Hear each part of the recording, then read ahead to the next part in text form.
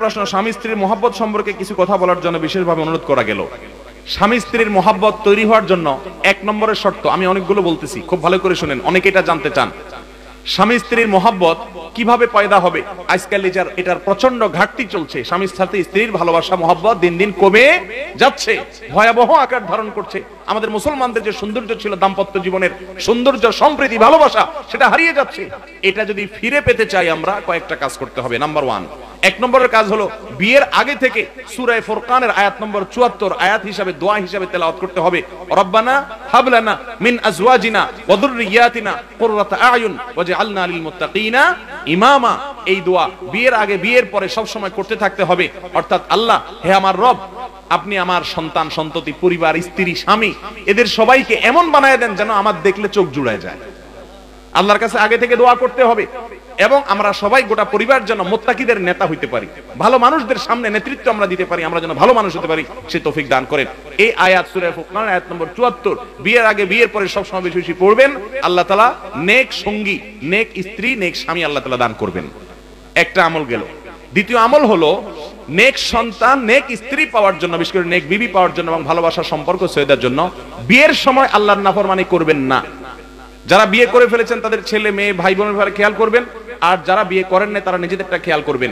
বিয়ে জীবনে মানুষ একবার করে, সচরাচর আমাদের দেশে মানুষ একবার যে বিয়ে হবে, সেই বিয়েতে একবারই যেহেতু করব, সেখানে আল্লাহকে অসন্তুষ্ট করব না। গান বাদ্য ছাড়া বিয়ে আজকাল হয়।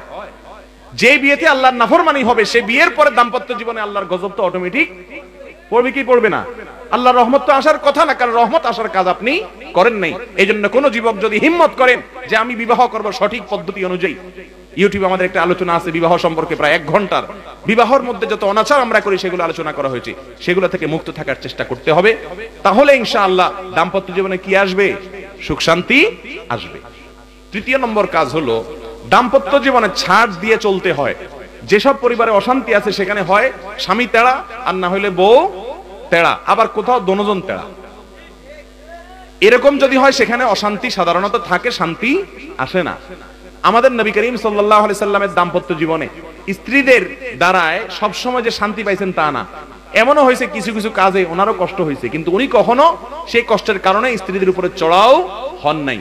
এই জন্য পুরুষদের উচিত হলো কি করা? সবর করা। মেয়েদেরকে আল্লাহ সুবহানাহু ওয়া তাআলা বাঁকা হাত দিয়ে তৈরি করছেন।